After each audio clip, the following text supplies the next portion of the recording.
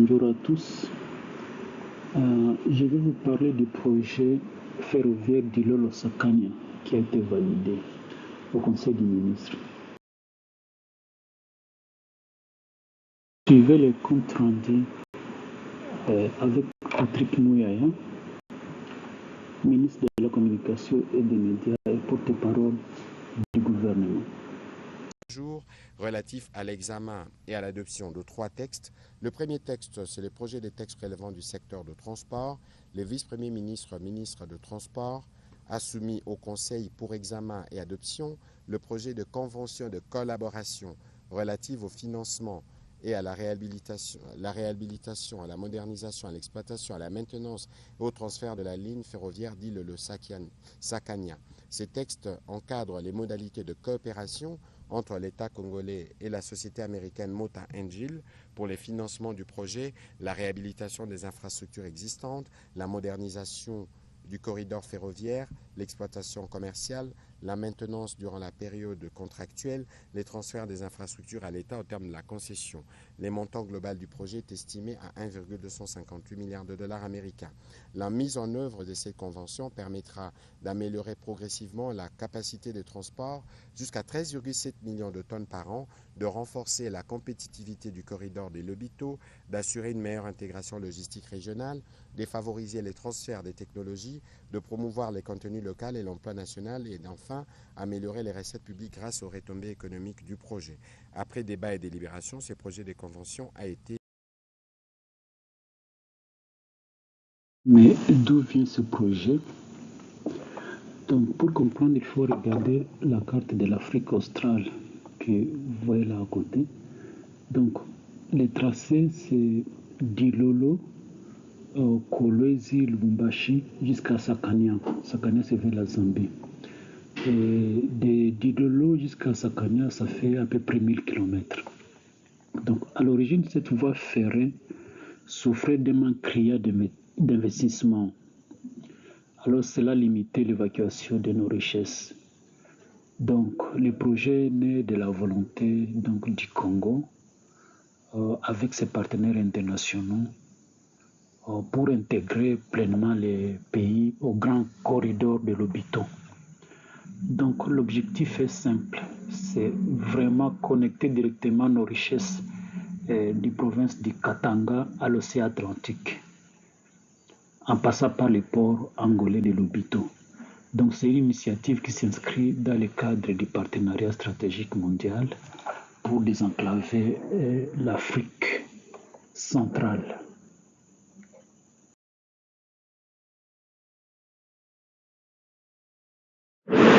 Alors, pour comprendre, on peut se poser plusieurs questions.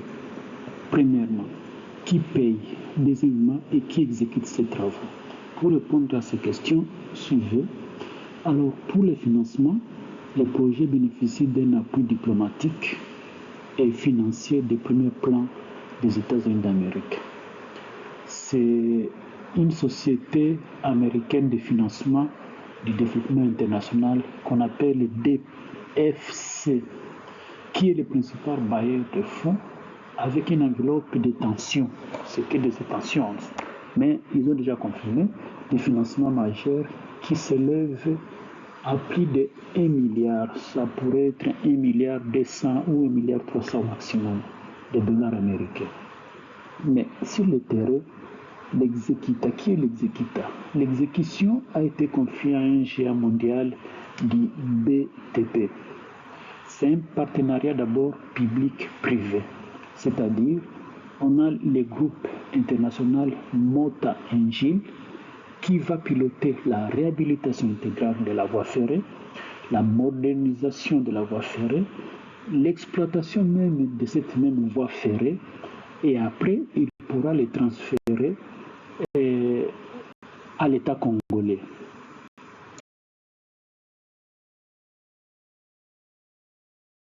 Ensuite, par le calendrier exact.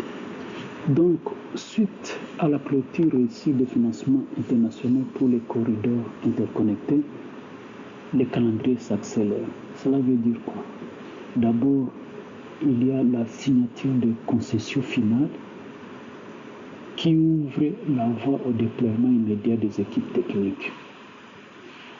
Et donc, deuxièmement, le début effectif des lourds travaux des génie civil et dépose de nouvelles voies sur les sections clés de la voie ferrée est planifié déjà pour la fin de l'année 2026.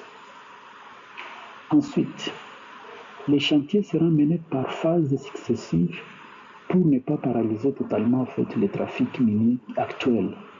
Donc, qu'est-ce que Mota Engil va faire? Mota Engil va déployer simultanément plusieurs bases le long de à peu près 1000 km de voies ferrées pour qu'ils puissent respecter des délais de livraison qui sont extrêmement stricts pour les bailleurs et pour les Congos. Pour terminer, qu'est-ce qu'on peut dire? Donc, qu'est-ce que nous gagnons ou bien qu'est-ce que le Congo gagne? Mais on peut s'imaginer que les retombées pour le Congo sont immenses et se mesurent à plusieurs niveaux. On peut citer au moins 3 principales. D'abord, le niveau économique et commercial. Donc, il y aura une réduction du temps de transport pour nos exportations de cuivre et de cobalt vers l'Occident et tous les petits commerces autour de la voie ferrée. Donc, il y aura moins de coûts de transport, ce qui signifie plus de recettes pour les trésors publics. Du point de vue social, des milliers d'emplois directs et indirects vont être créés pour la jeunesse congolaise tout au long du tracé. Les gens qui vont travailler, et tous les petits boulots, ainsi de suite.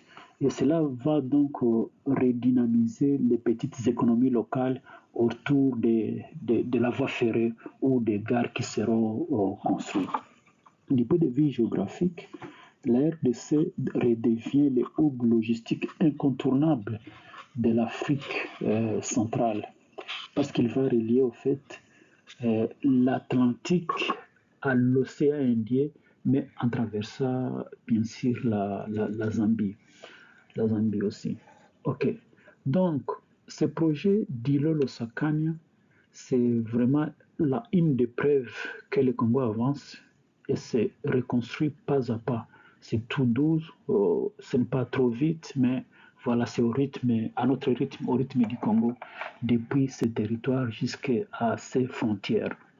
Donc, voilà, c'est la fin de ce petit reportage exclusif sur votre chaîne. Si vous avez aimé cette vidéo et que vous voulez soutenir notre travail de formation, n'oubliez pas de mettre un énorme pouce bleu, de vous abonner à la chaîne et d'activer la cloche de notification pour ne rien rater. Voilà, merci pour votre fidélité, restez branchés et au revoir à tous mes chers abonnés. À très bientôt, merci, au revoir.